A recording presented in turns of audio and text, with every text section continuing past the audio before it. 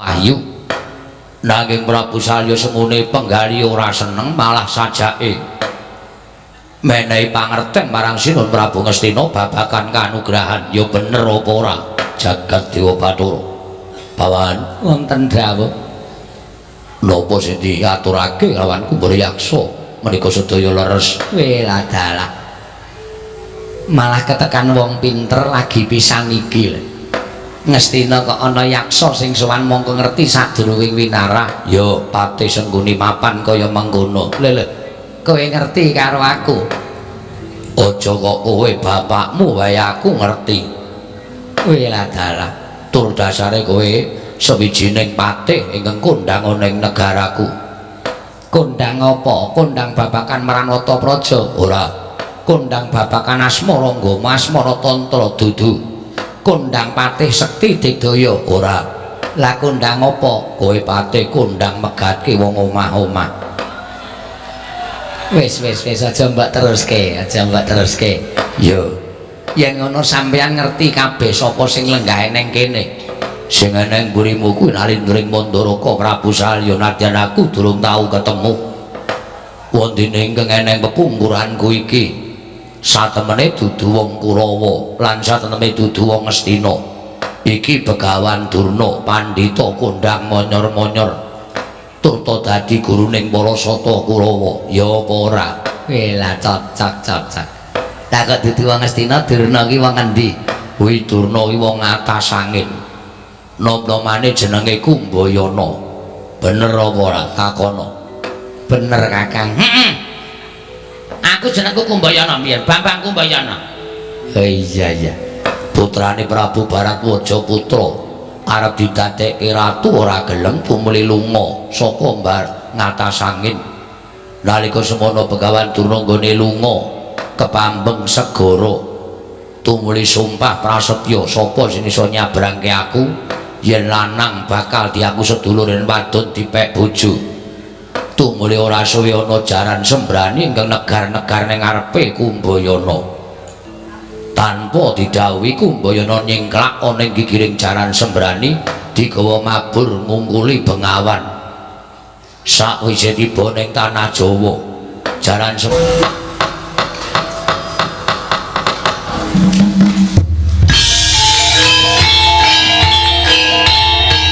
dilanjutkan pagelaran wayang kulit semalam suntuk oleh Ki Dalang Sena Nugroho. Selamat menyaksikan.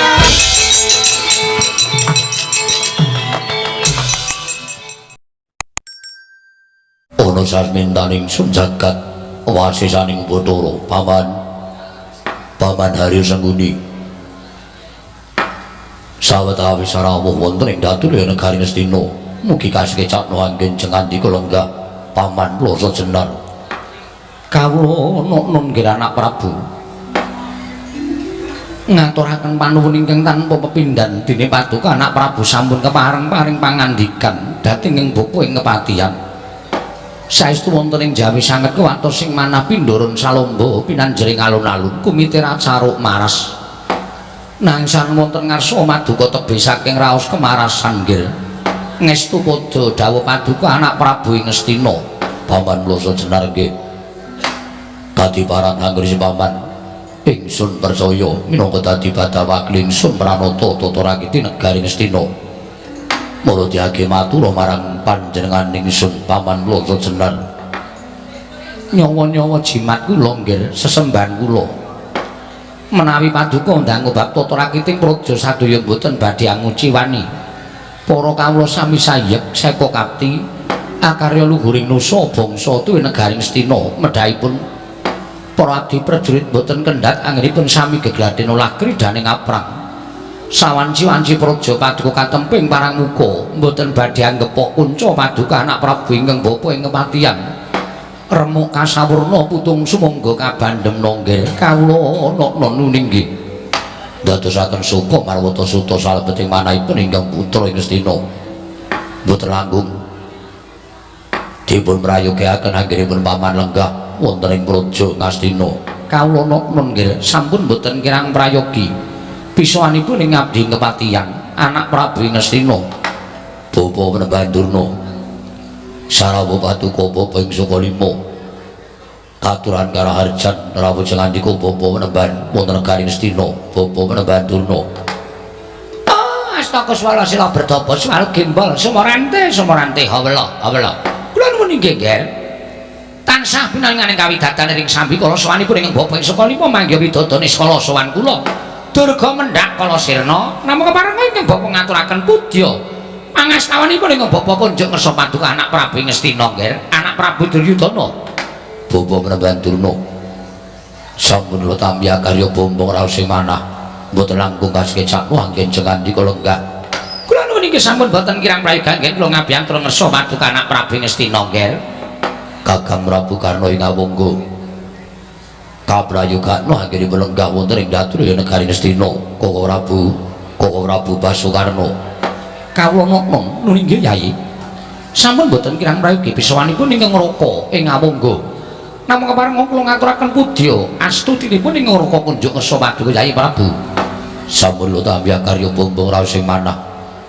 mboten langkung kaskecaku anggen jengandika lenggah kawula non ngestaken dhateng paduka Yayi Prabu Ngastina apa dene sira Dimas Kartowarma prayogakna ngresihati ngadhep ngarsanipun Kakang Dimas Kartowarma nuwun diweji sampun boten kirang prayogi bisawanipun ingkang abdi pun Kartowarma namung dirilan sasampunipun kepareng kula ngaturaken sembah sumangga ming pangabektinipun ingkang abdi kunjuk saduka Kanjeng Sinuwun ndak tampa silatur bekti kelawan pun Kakang ora liwat pangestunipun Kakang Tampanono lan mratakno mriksaku kadang ingsun kang bodhang gantung sebo Dimas Kartowarma nuwun ngestaken dawuh paduka Kanjeng Koko Prabu menapa sampun paduka dawuhaken badhe kula candhi nggo jimat Koko Prabu sembahan kula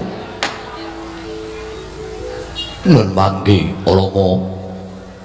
Rama Prabu Mandaraka sarawuh ngandika Rama Prabu Mandaraka ingkang putra Ngastina ngaturaken pasegan para krami sarawuh paduka Rama Prabu Mandaraka sesembahan kula Rama Prabu Saryapati ing Mandaraka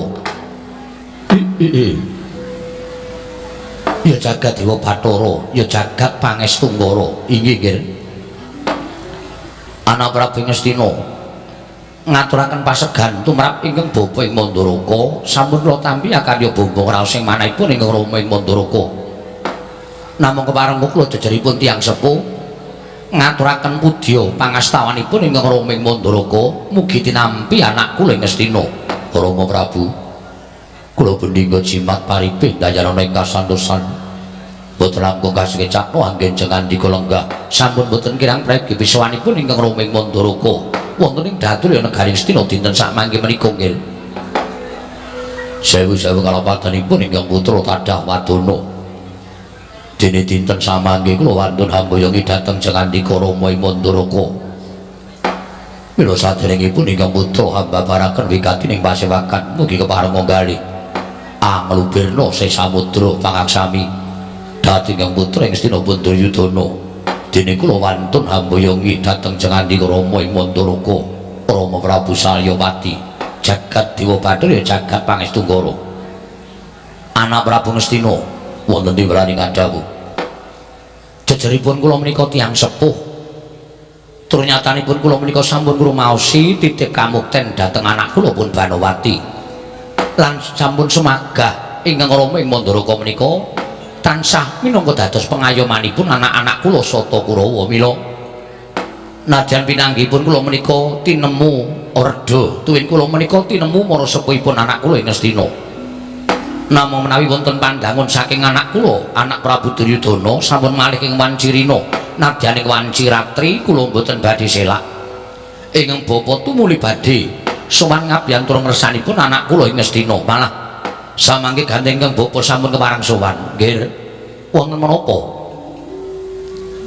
dene kadingaren jengandika anak kula ing Ngastina keparengani bali sowanipun ing Rama ing Mandaraka menawi kepareng kawedharing kathah tumunten kababarna nanging mrawi wadi tumraping para kadang sentana monggo kula dherekaken manjing salebeting kedatun pepanggihan catur netra kelawan ingkang Rama ing Mandaraka ingkang Rama nedya nganglungaken jangga elingaken karna mastuti sabda utama paduka anak Prabu Ngastina anak kula mantu anak Prabu Duryudana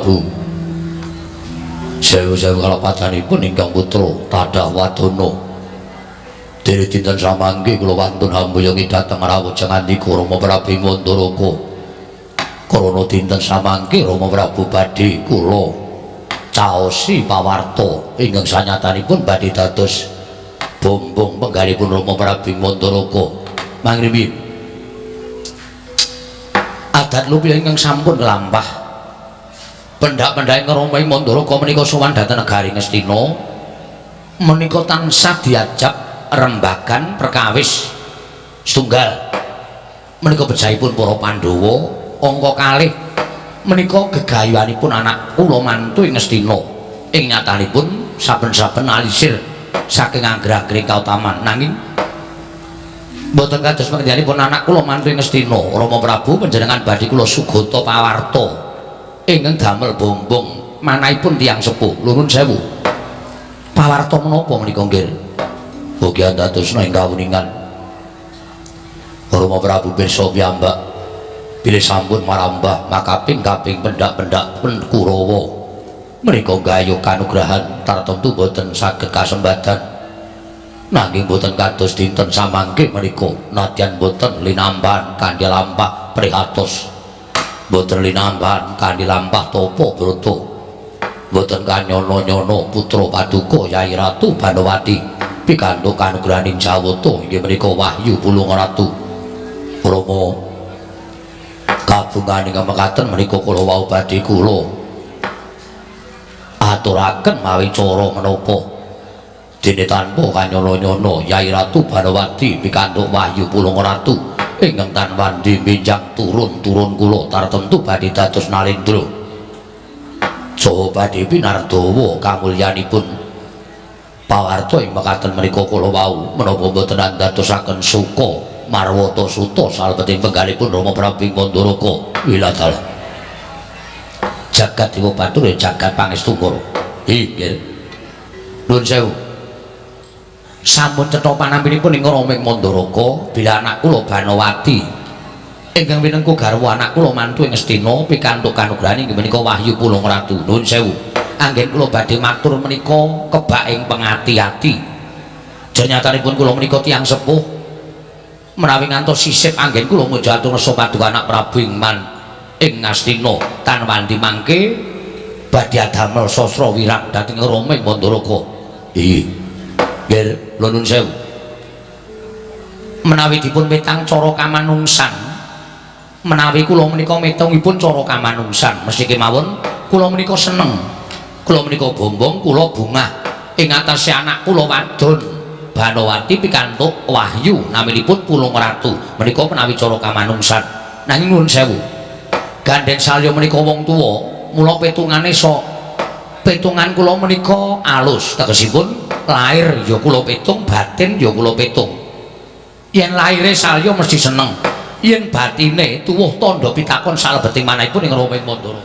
Nuwun sewu anak kula Banowati menika wiwit lahir menika mboten nate prihatos anak kula Banowati menika wiwit lahir wiwit alit menika sampun dados anakipun Alendring Mandaraka ing Rama Mandaraka mila napa-napa keturutan apa-apa sarwa kacukupan menika anak kula Banowati bareng dewasane diwengku garwa Nalendra Ngastina Nalendra sugih blegedu seprapat jagat kesugihan menika kagunganipun anak kula mantu ing Ngastina teges Banowati menika anak kula ingkang dereng nate lampah prihatos lan dereng nate nglakoni tapa brata lah etunganipun bartos ing Rama Mandaraka anak kula Banowati sing ora tau nglakoni prihatin ora tau nglakoni tapa brata kok entuk wahyu menika kula nuwun sewu mengko gek-gek dewa le maringi salah alamat inggih siji dewa le maringi ilmu utawa wahyu mau salah alamat loro le maringi ilmu dewa mau kacamatane keri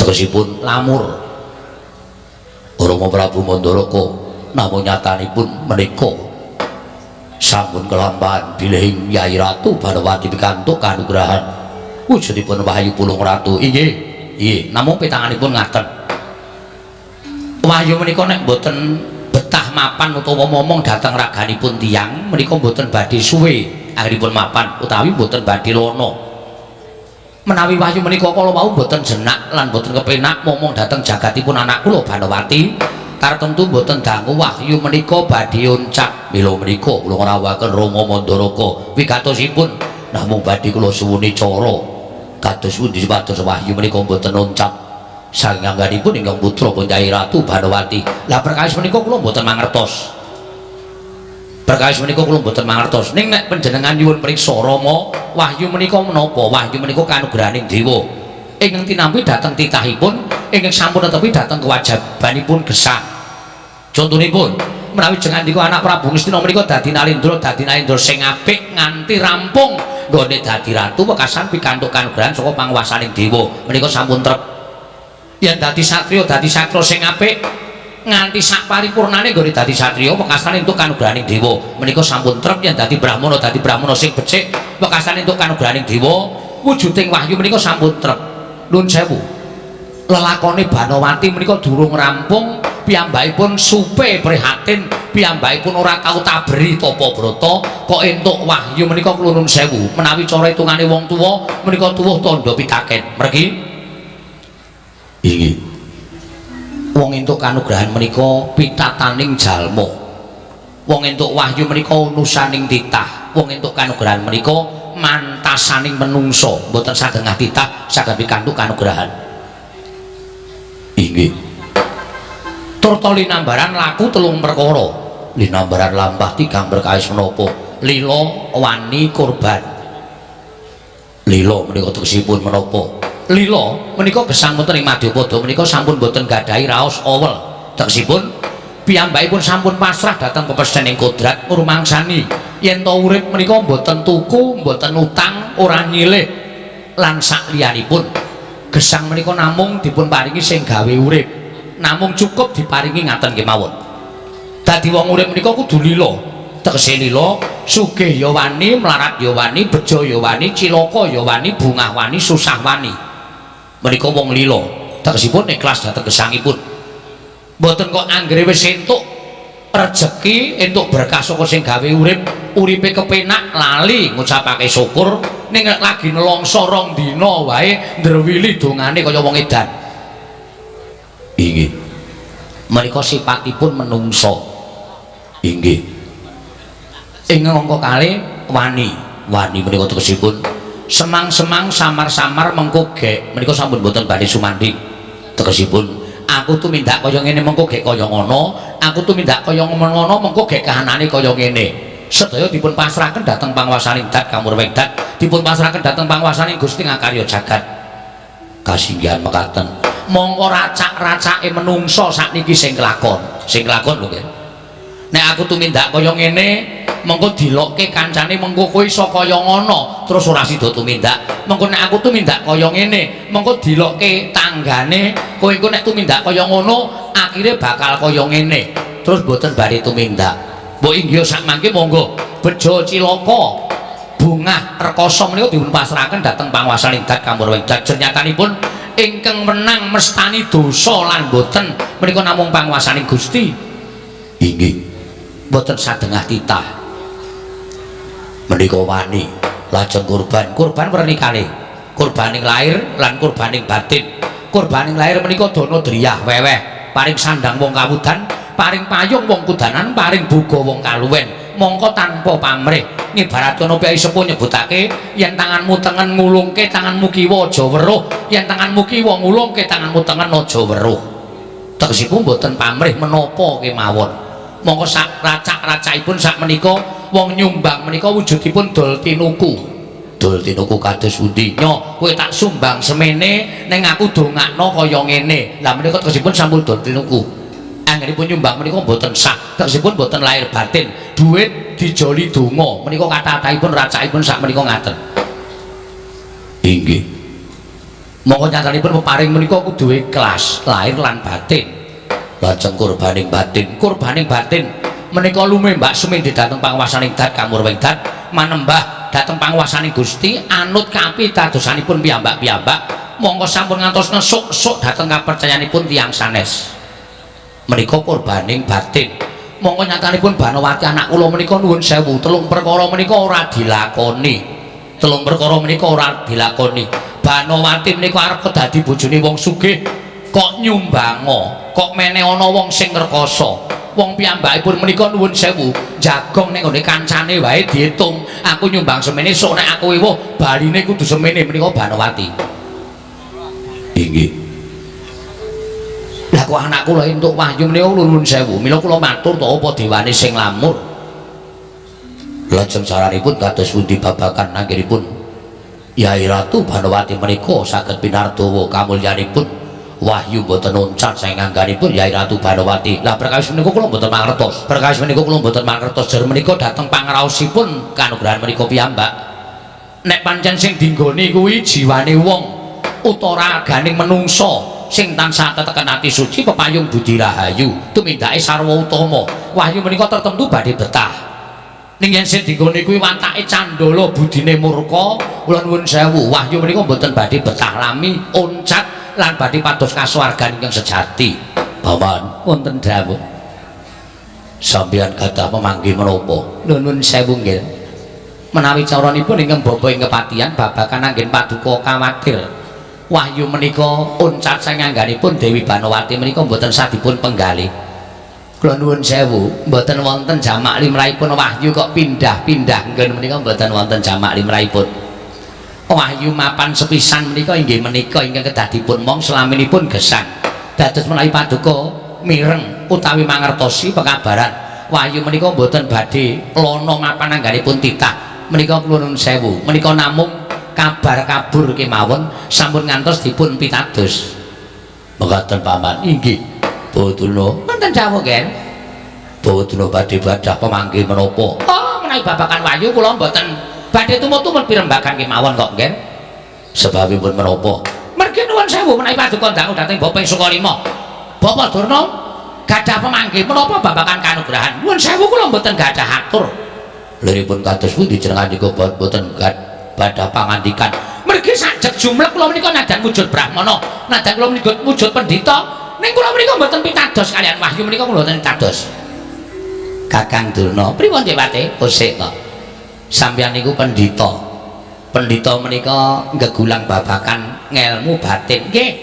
Mongko ngelmu batin menika wujuding kanugrahan. Kok sampeyan iso ora percaya? Nggih, pancen kula ora percaya. Terus sampeyan percaya kalih napa? Perkara wahyu menika ajeng dijenengi napa-napa niku monggo. Ning tumrap kula wong urip nang Padang menika menawi sedaya panjangkanipun kasembadan dados wong sing duwe derajat pangkat mongko ya kebegan brana picis menika sampun mujudaken wahyu kamulyan sejati tumrap kula. Ngoten Kakang nggih. Rasane dadak panjenengan takon wahyu menika kok sakula ora percaya niku dasare apa? Dasar sampean apa? Dasar sampean wis sepriki menika dereng wonten wong sing iso weruh wahyu. Tumrap kula namung pengaran-aran. Percaya ya kena, ora ya ora apa-apa menika tumrap kula. Cobi nek panjenengan sampean pun nate prisa wahyu ana sing diarani wahyu abadi sejati. Menika kula nuwun sewu, wujude apa? Kula tanyun prisa. Apa wahyu menika wujude manusa? Apa wujude kewan? Apa wernane kuning? Apa wernane abang? Sapriki menika dereng saged dipun candhaki. Najan ana sing ngaku kedunungan wahyu, nek ditakoni wahyu kuwi wujude apa? Ora iso wangsulan. Tegese wahyu menika namung pengaran-aran. Nuwun sewu, sampeyan kleru. Kleru pripun? Sampeyan kleru nek iso ngarani wahyu menika mboten wujud. Panjenengan tau tate teng Karang Pradesan. Sampun. Wonten tau tate wong desa menika padha golek utawa milih lurah, milih pengarepe. Nggih. Akeh wong Karang Pradesan malem menika sami tugur melek sewengi wonten pinggir sawah utawa wonten ing tegalan sing ngombo. Sami mboten tilem sedalu ming kepengin weruh cloroting wahyu. Wahyu wau tiba wonten pundi? Nek tiba ning Bali Wisma inggih tiyang ingkang mapan wonten ing Bali Wisma menika mangke ngembadhe kapatah dados lurah. Ah niku wong kurang gawean. Ning omah wae kemulan penak kok dadak turu ning pinggir sawah. Demeng dirubung lalang sangit. Nggih. Ning wonten celara tenan. Niku ya ming pangento-entone wong-wong niku. Nuwun sewu nggih Dipate. Sing macrorot tengah wong niku mboten kok wahyu sing tiba tenggone papane sing bakal calon dadi lurah nika mboten. Ning niku wujude lintang alian. Ora usah dadak ngenteni pilihan lurah. Nek pas ora udan nika manglikar teng lapangan. Niku clorot-clorot pirang-pirang teng antariksa. niku jenenge lintang aliang. Clorote ora teng antariksa nanging teng isor. Niku kowe wong golek kodhok. Sentre ditempleke teng bathuk terus menga-mengo dadi clorat-clorat. Ora ana kok wayu kok ketok menika mboten wonten. Mula perkara menika kula mboten tumut-tumut. Nek rembug perkara wayu monggo dipun rembake mawon niki sami pitados. Nek iki Bapak sekolah kula nuwun sewu nggih. Kula mboten pitados. Mboten bobo mremban. Nggih. Wis malah duwe penemu dhewe. Lho, wong iki penemune dhewe-dhewe. Rembugan menika nek ana beda penemu aja dianggep mungsuh, nek dianggep sawijining kaendahan. Iso dienggo gayeng nggone padha pirembugan. Ngoten nggih Kakang, nggih Dek Mati. Kakang Prabu Karna kawungga kados pundi? Yayi, kula nuwun sewu, kula mun badhe nuwun prisa. Ingkang dipun kuwatosaken Paduka Yayi Prabu menika babagan menapa? Yayi Ratu Banowati pikantuk kanugrahan. Monggo kanugrahan menika pendak-pendak tansah dipun rebat dening para Pandhawa. Menawi Pandhawa ngertos Yayi Ratu Banowati pikantuk kanugrahan, Pandhawa ngertos tartemtu budidaya supados wahyu menika uncat saking angganipun Yayi Ratu Banowati. Lajeng saenipun kados pundi? Kula nuwun sewu. Menawi daraturipun ing Raka ing Awangga dinten sak mangke dipun selehaken penggalih Paduka. Menawi wonten moga-moganing para Pandhawa ngembadian nyuwun wahyu ingkang sampun mapan angganipun Yayi Ratu Banowati. Paduka sampun ngantos kuwatos kapasrahna dhateng Raka ing Awangga. Kula sagah minangka cagak tuwaking Paduka Yayi Prabu Ngastina Yayi Duryudana. Ngantos paripurna anggen kula nampi sabdanipun Kakang Prabu Karna ing Awangga. Menika wonten satunggaling Nalendra Yaksa ingkang sowan. Menapa menika sumitranipun pawan Plasa Jenar adhe nyawon-nyawon jimat kula nggih. Nadyan ingkang bapa nembe sepisan menika ngawuningani dhateng Nalendra Yaksa ingkang katemben sowan. Tumunten katimbalana menapa wigatosipun nggih anak Prabu Ngastina. Paman Plasa Jenar katuran lenggah ingkang sekeca nok-nok ngestaken dawuh. Kisana aja kira ingsun tumambuh yak lagi sepisan iki ingsun wanuh. Sira Nalendra saka ngendilan sapa jejuluke? Ondetian Kala Ludra Maspati Raja Dewaku.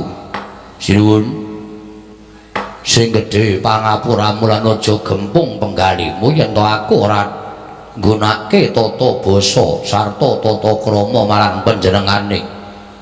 Ternyatane aku urip ana alam padhang diwenangake ora basa marang sapa wae. Ya ora dadi ngopo. Yen sampeyan dangu kelawan aku mburi saka negara ing Pageralun Prabu Kumbara Yaksa. Prabu Kumbara Yaksa. Ya.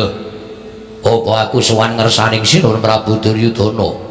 Ora ana loro Nalendra. Kejaba menata Ngastina Prabu Duryudana. Wah, dalah. Yen to kaya ngono gawe bombong rasaku lan ora kleru nggonku keraya-raya. Ngupaya menyang endi dununging negara Ngastina dina samengko wis kasembatan. Sawise satata nggonmu ngadhep. Marana wigati apa dene kowe sowan ana ing negara Ngastina Prabu Kumbara Yaksa. Sinuwun ndadosna kawuningan yen to sejatine praptaku ana ing negara Ngastina mau mung bakal pamer telung perangan. Pamer telung perangan apa wae? Siji keclaping cipta, loro leceting wicara, telu guna kasandikan. Keclaping cipta, nadyan aku ratu nak buta utawa Nalendra Yaksa, nanging aku bisa ngerti lelakon ingkang bakal kelakon lan bisa ngerti lelakon sing aku ora mangerteni. Leceting wicara, aku saguh bantah karo sapa wae. Guna kasandikan, aku saguh didu karo sapa wae aja ngomongake wujuding menungsa.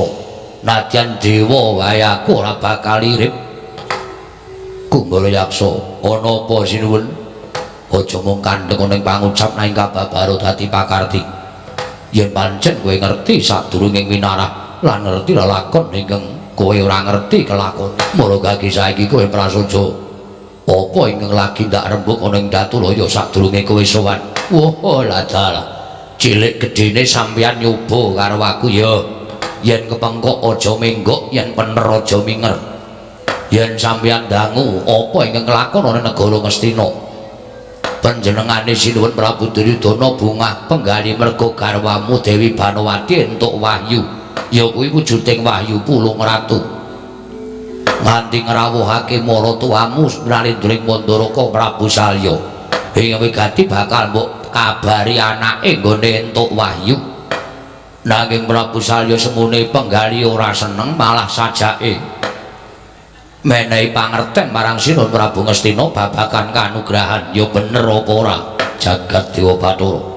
Bawahan wonten dawuh napa sing diaturake lawan Kumbaryaksa menika sedaya leres. Dalah malah ketekan wong pinter lagi pisan iki. Ngastina kok ana yaksa sing sowan mongko ngerti sadurunging winarah. Ya pati sengguni mapan kaya mangkono. Lho kowe ngerti karo aku. Aja kok kowe bapakmu wae aku ngerti.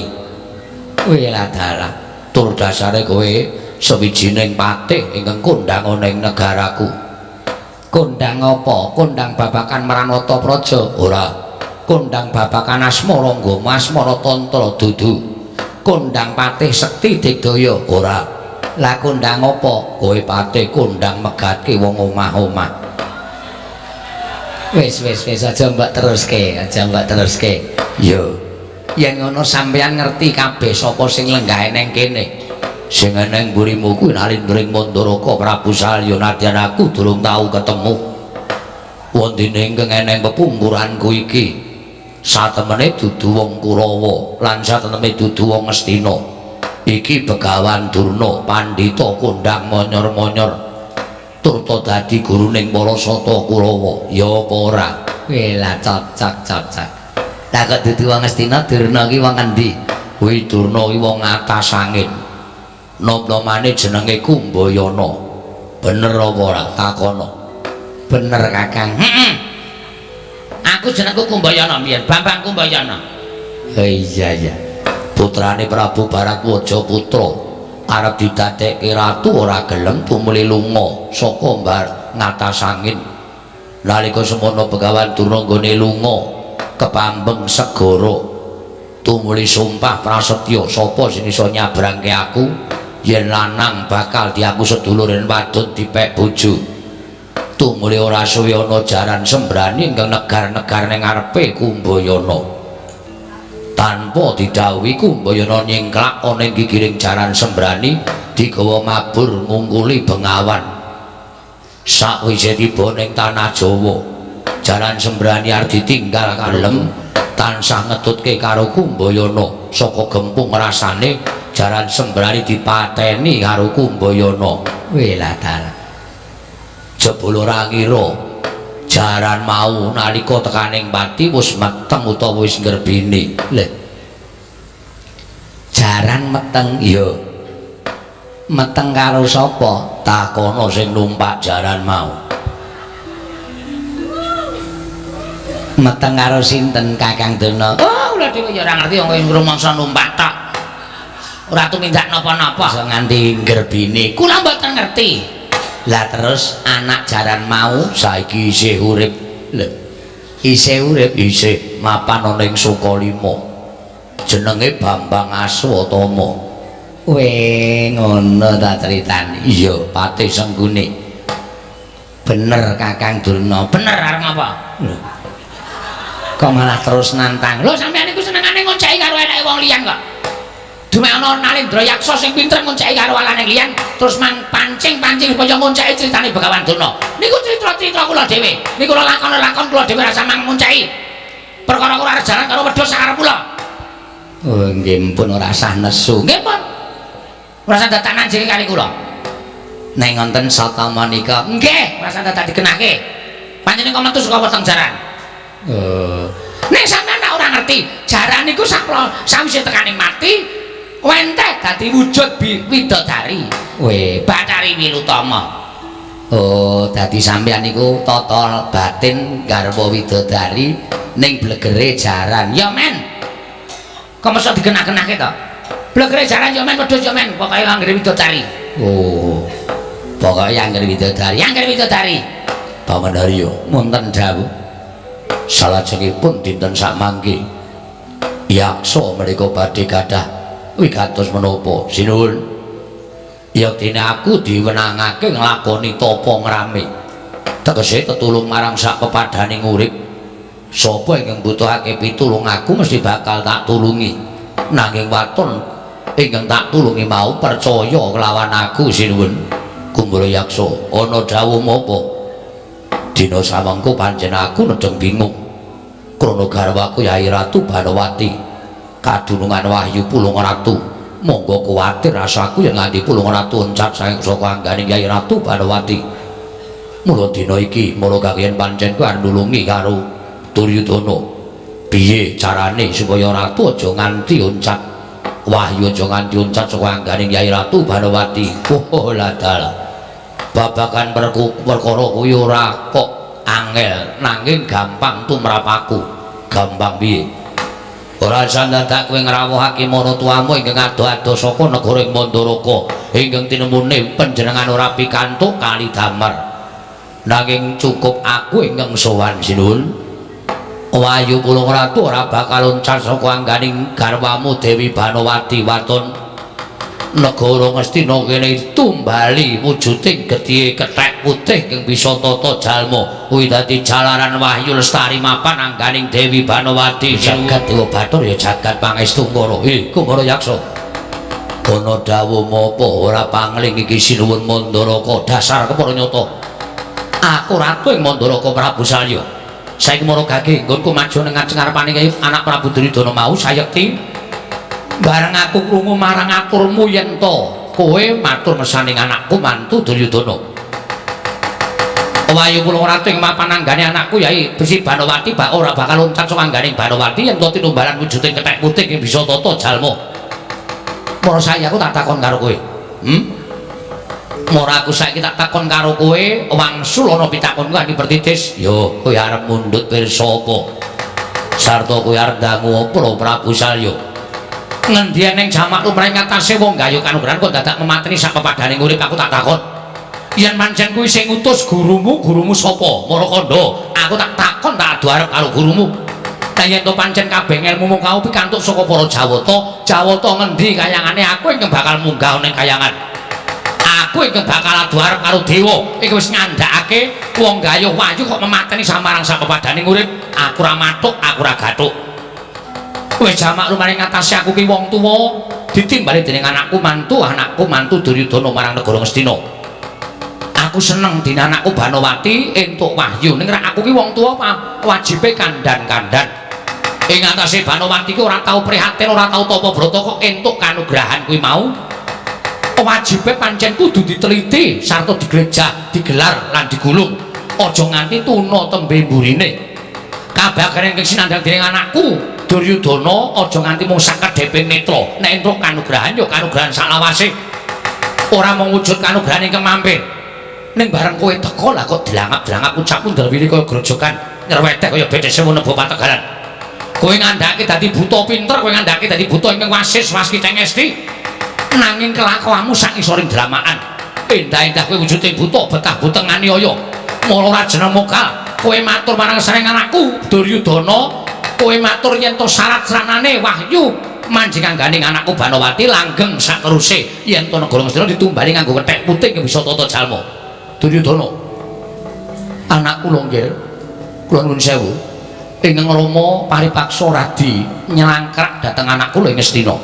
Inggih kula sampun boten kiyat anggen kula ngampah dhateng mubal babaling kamurkan ingkang saknyatanipun sareng kula midhanget dhateng aturipun Yaksa ingkang bingkanane menika.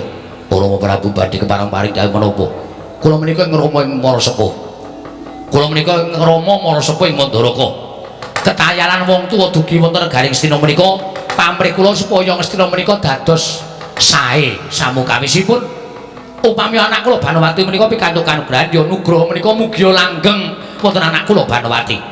Dados kadang-kadang nggih kula tutur-tutur dhateng anak kula mantu ing Ngastina menika pamrih kula supaya kabagyan menika mboten namung sakedheping netra, mboten namung sak umuring jagung, sak uruping sampun ngantos. Namung selaminipun mila wahyu menika kedah dipun reksa kanthi srananipun panjenenganipun anak kula ing Ngastina menika tumindak ingkang utami, tumindak ingkang sae. Mergi wahyu mapan wontenipun di papan menika tansah manjing dhateng titah ingkang tansah nyeramakaken gesangipun dhateng tumindak ingkang sae lan becik nggih. Mboten wonten wahyu kok mapan angganipun tiyang ingkang nuwun sewu kirang panarimah kriyang priatos lan tiyang tapa brata. Lho dinten sakmenika kula suwun paduka anak Prabu keparenga sak mangke angipatna bebandaning raos. Angipatna dhateng bebandaning raos ingkang lerekipun namung badhe tumindak ingkang boten prayogi. Tumunten sak mangke Siramawi Tirta wening monggo dipun wiwiti tumindak ingkang sae. Supados wahyu menika tetep langgeng manggenangkanipun anak kula Banowati. Nggih. Matur sembah nuwun. Namung sareng kula petang-petang jebul pinanggipun syarat menika kula wau menawi kula lampahi awrat ingkang dipun ngendikaken Rama wana sepuh kula ing Mandaraka. Awrat kados pundi? Tumindak menika menawi mboten cocok kalian manah menika mboten badhe saged kelampah. Nanging sareng kula petang-petang jebul gampil pados wujuding kethek putih.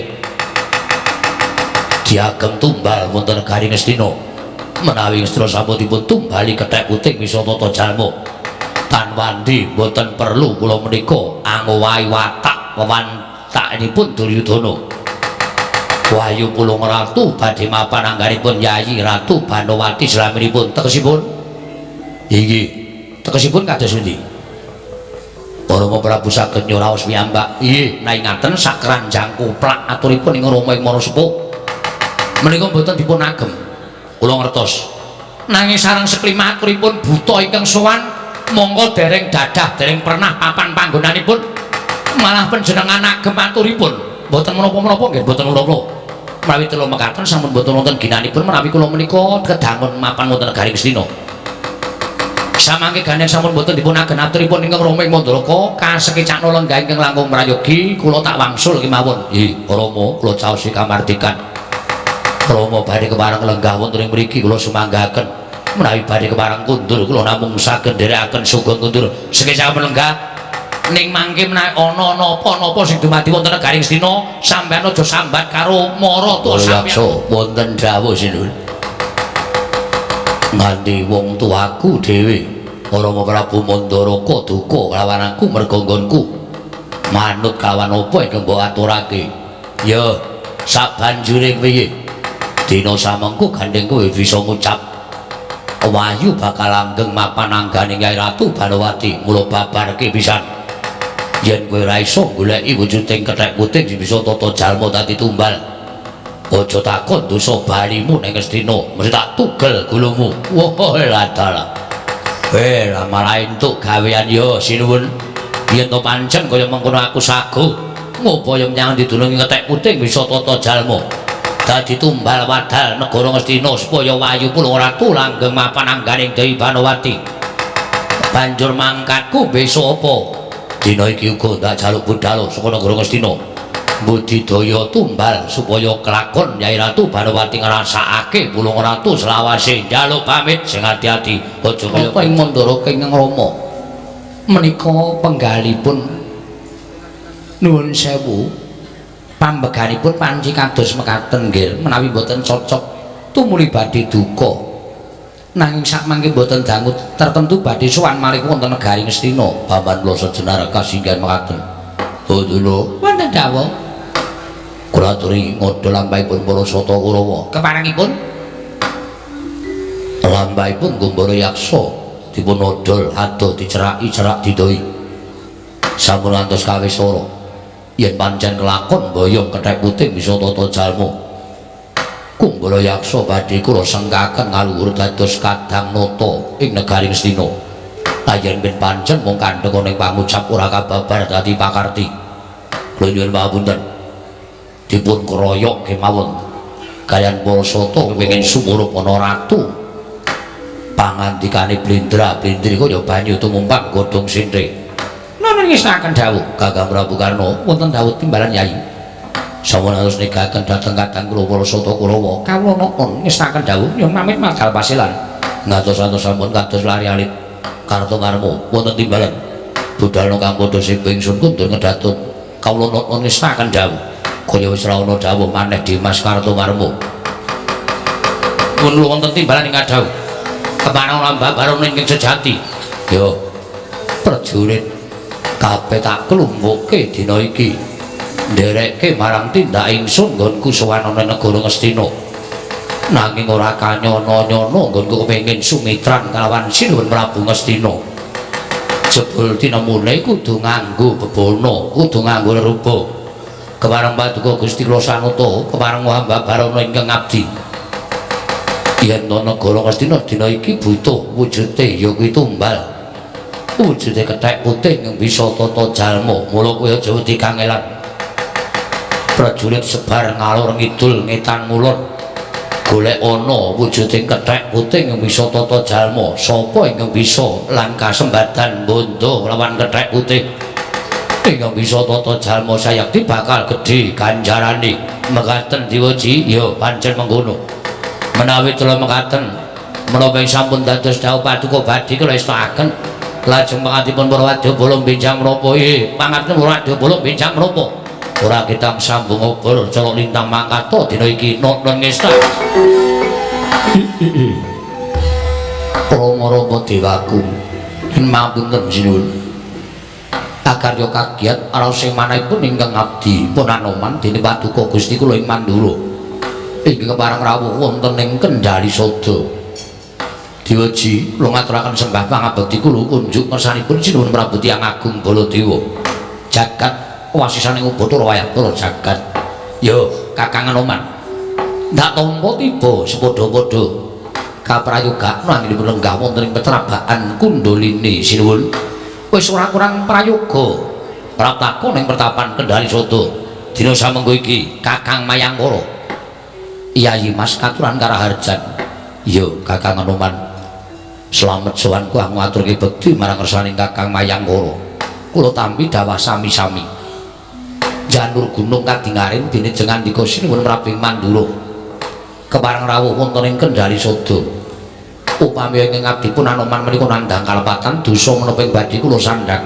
kula boten badhe swara upami kula badhe nampi ganjaran lajeng lelabetan menapa ing sampun kula tindakaken Diwaji kepareng hamba barang ingkang sejati dhateng abdi pun Anoman Kakang Anoman wonten timbalan menawa coba tak takoni wangsul ana ingkang mertitis nggih Paduka sinuwun badhe paring dawuh menapa nganti suwe Kakang Anoman nggone urip ana ing alam padang sugeng ana ing jana loka wiwit Sang Prabu Rama Wijaya nganti tekan saiki wis beda jaman ewa dene Kakang Anoman isih pinaringan yuswa panjang aku tak takon karo Kakang Anoman kewajibaning Kakang Anoman kuwi apa kula kadhawan rumeksa dhateng Sang Hyang Bathara Wisnu kadhawan rumeksa kelawan Sang Bathara Wisnu kasinggihan mekaten wiwit sinuwun Rama Wijaya Sang Marteng jagat kula sampun dados abdinipun Sang Nata Prabu Rama Wijaya ngantos sak mangke kula suwita dhateng negari Ndarawati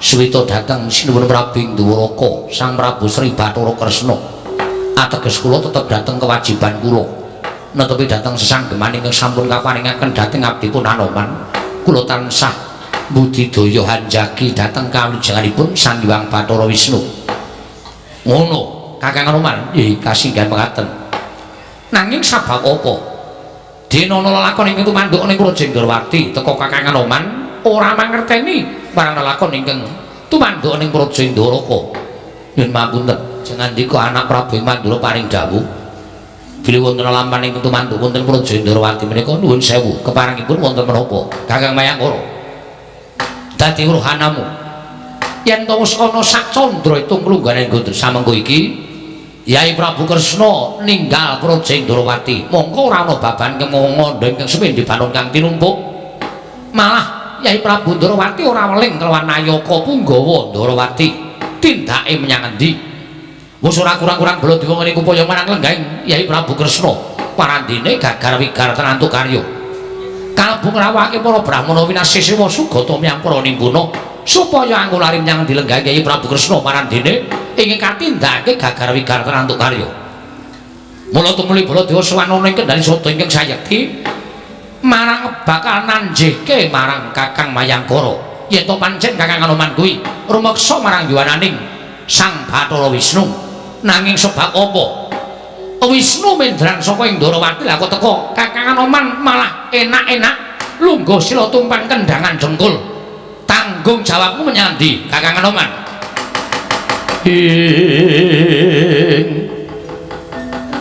Sikron dedeng gayung kasa risa-risi sang Ramandaya Pati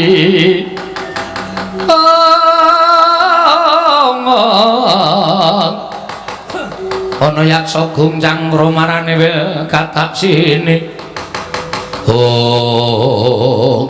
iladal menapa estu mekaten sinuwun lho ora bakal ana jamak meneng atase Baladewa matur dura kelawan Kakang Anoman kula kang saka kuwi yen to dina samangke Kakang Anoman ora iso lan ora bisa mbudidaya menyang dilenggahi Prabu Ndrawati cilik ketemu kelawan Yai Kresna gedene nganti kondur kelawan Narendra Ndrawati ora ana gunane kowe urip ana ing alam padang sago lan netepi marang kewajibanmu nek dadi pengayomaning Bathara Wisnu sinuwun apan menika sampun dados kewajiban kula selakana tanpa gina namung sak mangke monggo sampun ngantos kula piyambak dipun rencang-rencangi upaya wonten ku dilenggahipun sinuwun Prabu Ndrawati menawi sak mangke boten pinanggih wonten ing jagat lan ana kula badhe minggah wonten ing Kayiwangan kula badhe nanjihaken dhateng para Jawata nanging lang prayogi menawi dipun upaya langrumin wonten ing jagat menika mbok menawi nembe lampah tapa duwe nindakake suwiji-wiji ingkang boten kenging kawanguran dening tiyang sanes ora sandakan ayo budhal dina iki mudhun saka Kendari Soto ngupaya menyang endi dening Yai Prabu Kresna monggo kula dherekaken katrenjo barisan nadyan mung sithik nanging kok mepalangi dalan sawe takon karo aku lho dhisik ngaku kowe sapa prajurit saka ngendi lan wigatine apa dene papan ing tapel wates pertapan Kendari Soto takon karo aku kekeseting Sang Prabu Kumbara Yaksa aku tumenggung Sumbang Surajigja tumenggung Sumbang Surajigja ya balik kowe sapa Senopati Ndrawati Raden Setyaki Singa Mulanjaya Tambak Yuda Yuyudana wah jenenge akeh keparat rantak-rantak laku ning Prawadya Bala Gaging aku aja mati tanpa aran wani mapan ning lengkaing gunung Kendari Soto ana wigati apa Setyaki malah kepasang yugya katujuh ngene dene laku ning Prawadya Bala iki mau durung ketemu karo pawongan siji wae ning barang tekan kene ketemu kalawan kowe wigatine apa didhawuhi dening Sang Prabu Kumbara Yaksa kene ngupaya menyang endi dununging kethek putih yang bisa tata jalma yen kowe iso nuduhke upama kowe iso nuduhke lan aku iso mbentuk kethek putih mau ganjaran mengko dipara loro aku separo kowe separo mula rasa dadak pikir ringo-ringo lan aja nganti ana rasa tida-tida yen pancen kowe ngerti tuduhna Setyaki kagiat risang kapirang uri nangkul kinempit kempit dosa ngreknaning bawana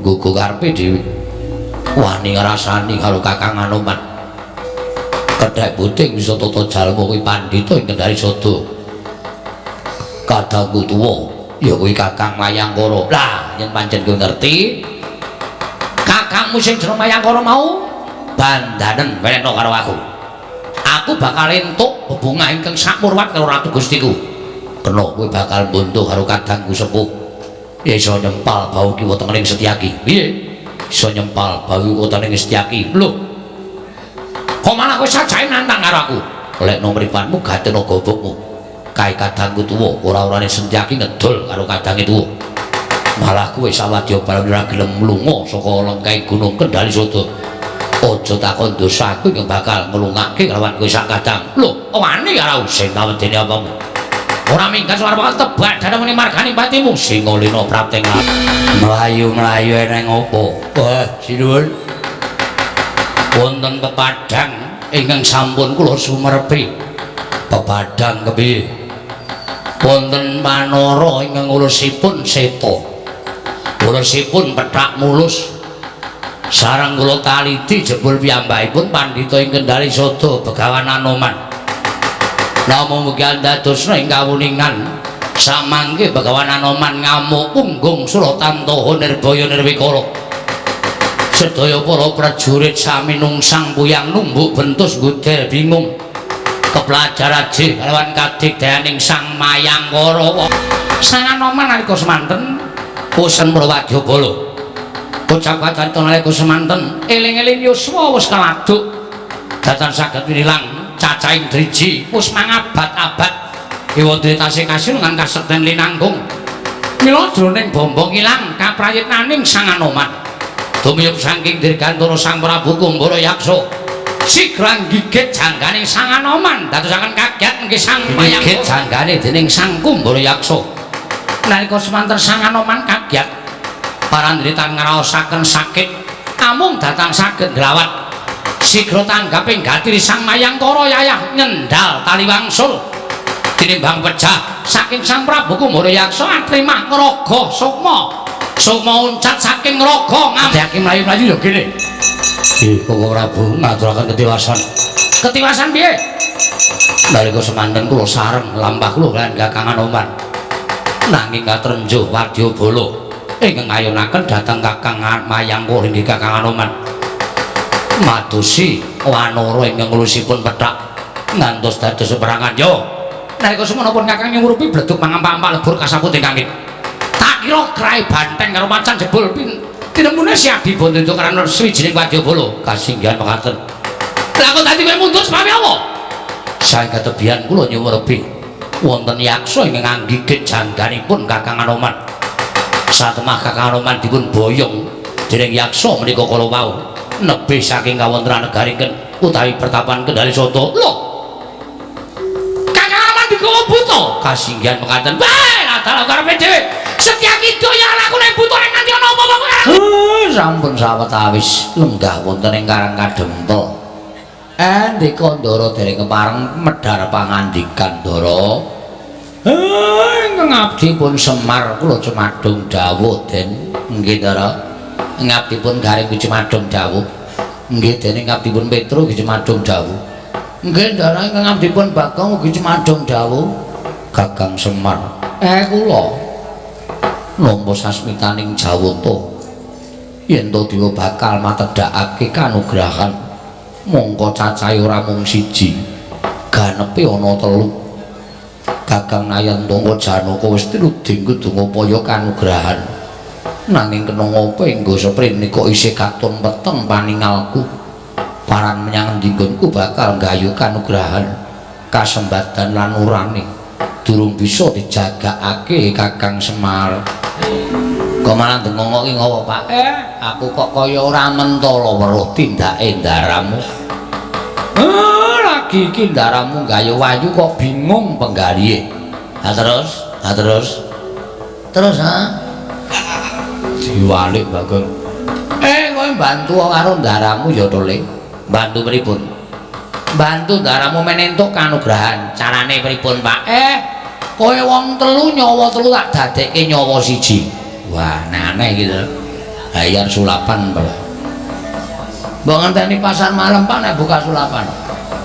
Iki ora kok sulapan ning nyata. Wis padha menenga wae tak puja tak suwun pingersaning sing gawe urip. Muga-muga apa kang dadi penjaganing Semar iki kasembatan ala Garing Petruk lan kowe. Maksudmu piye, Pak? Iki kok dadi aku mbungkuk mengarep. Tanganku nolor mengarep. Iya aku dadi piye to Pak iki karepe? Iki piye to Mir kok kaya ana ning jero ruangan kok aku kaya ana bolongan cilik. Anggere tak leboni tangan melar. Tangan kok lebokke kok mingkup meneh.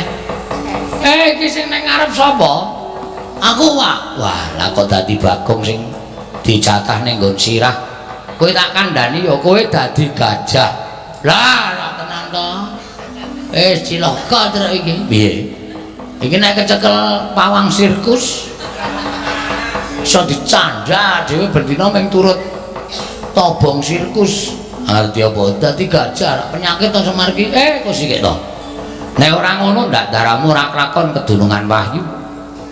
Kowe nganggo jeneng gajah sapa sakarmu lah. Saiki kowe mlayu wae. Nendi? Neng negara Ngastina. Piye Budidaya supaya Dewi Banowati keplayu saka negara Ngastina sakarepmu nggone Budidaya. Waduh cilaka iki terus. Lah cilaka piye? Nek nganti konangan prajurit Ngastina ana gajah ngamuk. Tumbak modar iki. Ora ngerti ora. kowe ra nglakoni kene iki sing dijatah nglakoni. Waton iso ora. Wis kok distoke ngendikane bapak we. Ya wis. Nek nganti ku aku ana apa-apa tempuke kowe lho, Pak.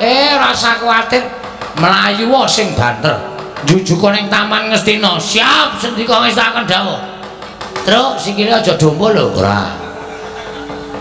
Aku sikil mburi loro, aku sikil ngarep loro karo tanganku maju mengarep aku ya telale. Telale. Wah iya, Dik. Ah iya. Gareng ngendi gareng mburi dhewe ya apa? Waduh. Edan iki aku entuk bolongan cilik banget iki. Wih. Sing sak ngerok jenggot lho, Trek. Apa? Sing sak ngerok jenggot silet. Kuwi. Oh, mulane ambune teng-tengan ora.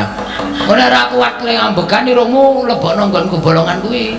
Mah, klepret kaya ngene kok pasake ra. Saya mangkat aja jogoke omongan. Ayo mangkat jogoke yo.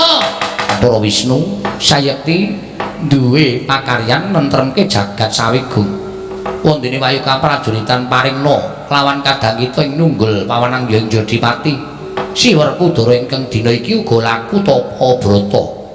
Wondene ingkang katelune Wayu Pulung Ratu ingkang Sayekti kudu didarbe dening Si Arjuna nanging oncat saka kayiwangan.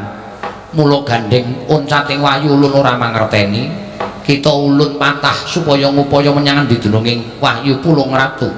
Sawise kita ulun paring katentremanan kaprajuritan, kita ulun paringake tedhak utawa bali marang Martya padha ngupaya kang aran Wahyu Pulung Ratu sukma wicara. Gunjang ganjing langit kelap-kelap baton, lir kincang ing risang mawe gandrung. Marang kula mekaten kula tumunten ngamarina lan kula nyuwun pamit madal pasilan wangsul dhateng jagat sing ati-ati para gagi tampanana narayana. Lah teka kowe wujud sukma manjing alam mantara. Namung upadi wonten pundi lenggahipun pukulun teka ninggal negari Ndorowati. Anoman wonten timbalan. Yekti ngupaya tumurun ing kanugrahan. Ya kuwi wayu katentreman wis kasalira dening panjenengan ingsun. Wayu kaprajuritan wis bakal kinapa kelawan kadang kita tunggal bayu ya Siwerkudara inggih kasinggihan mekaten. Ya ming Wayu Pulung Ratu kok isih oncak saka kayiwangan.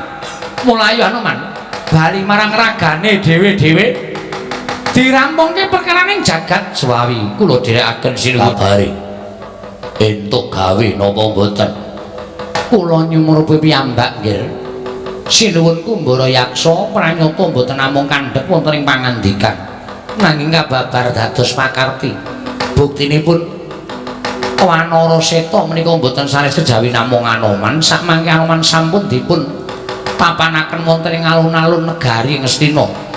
Aturipun lawi pangendharipun Sinuwun Prabu Kumbara Yaksa inggih namung paduka kedah mejahi dhateng pun Anoman. Ya sinuwun. Saya becik kadadian yen to sampeyan ingkang kudu mateni Anoman. Mbok tugel gulune kuandane dipethak ning alun-alun negara Ngastina. Kene Kahangro sumbar Tindha bumi kuncing kumaludha guntur ketup ing Anoman sing gedhe pangapuramu. Yen to wektu dina iki aku kudu mentala karo kowe. Merga sarana ditumbali ya kuwi kuwandamu ning negara Ngastina. Wayu ing manjing angganing Kyai Ratu Barawati bakal pinardawa kamulyane. Tumung kula bapa ngakasa Ibu Pertiwi. Sabet curiga tugel tel gulumu wis senggono. Gunjang kancing langit kelap-kelap baton. Lir kincang ing risang mawe gandrung kocap kacarita. Nata ngastri arsa jumangkah. Anigas jangkaning Sang Anoman. Nalika semanten datan prayitna kedadak ingkang mlebet beteng nenggih gajah ing dadosan saking Sang Hyang Wanakawan. Sigra sumurup Sang Dryadarsa Mulasara Sang Anoman. Den gading kontal nata ngastina Prabu. Upama ora ana wujuding gajah mau tak kira wis ora karo-karuan ragaku.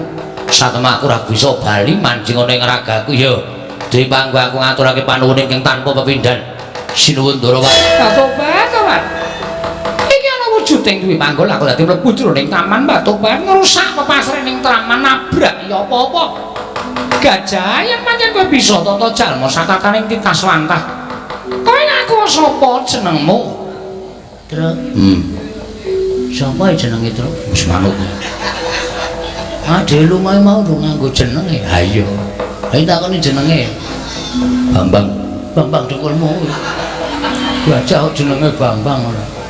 Sekarang lah seru-seru ya Dewi Banowati atobat iso guneman iso panjen aku diwenangake iso tata jalma sak tataning jalma wantah kowe takon karo aku gajah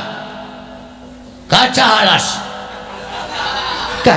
piye gajah binggolo kowe gajah binggolo ya dasar ora nyata kowe Banowati iya pancen aku Dewi Banowati bojone Duryudana batu-batuan ngerti kowe ngerti wae ndelok TV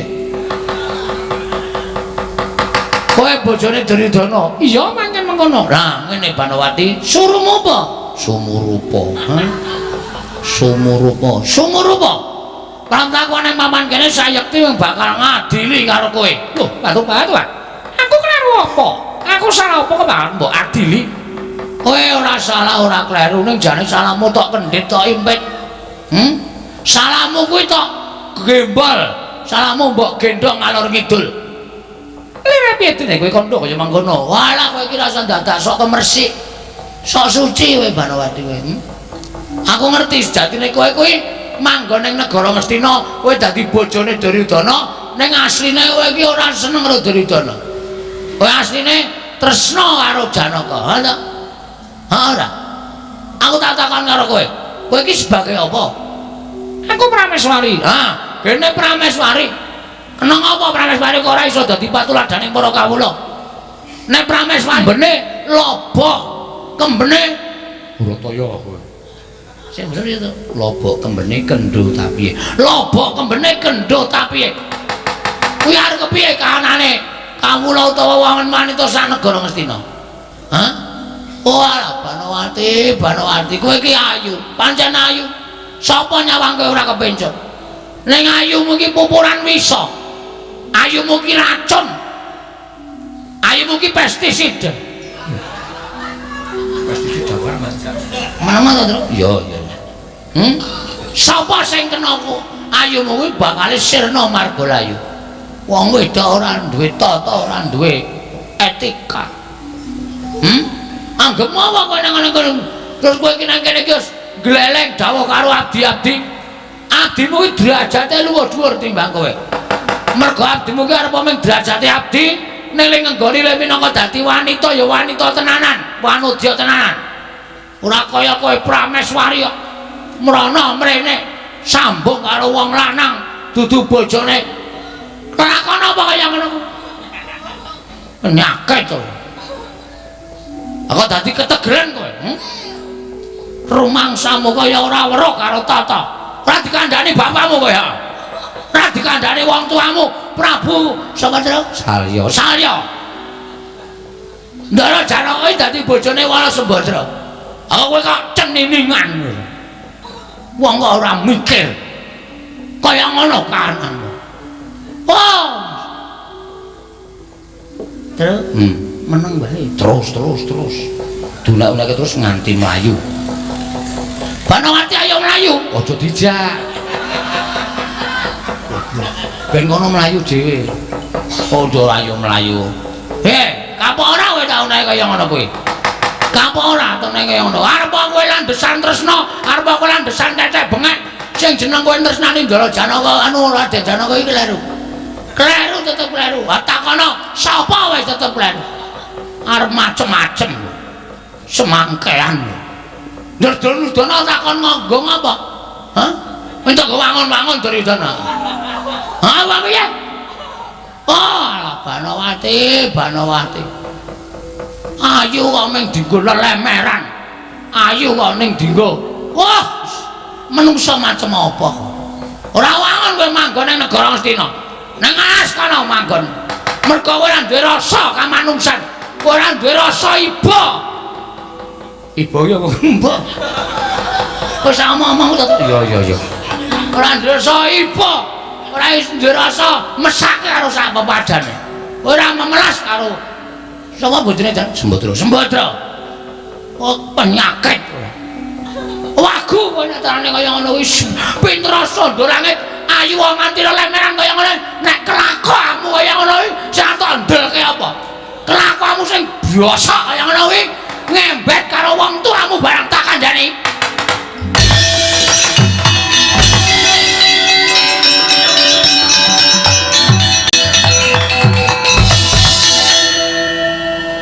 Nanti kendaraan kata-kata ya aku. Wis ora apa-apa, mlayu wis mlayu. Wis, aduh. Kacune tiba ya wis ben. Ning kacune tiba. Arep pengen ngambu kacune wong ayu, wis rasa diambur. Wong ngono kok diambur. Panawati. Aja mlayu kowe, aku sing arep ngadili karo kowe.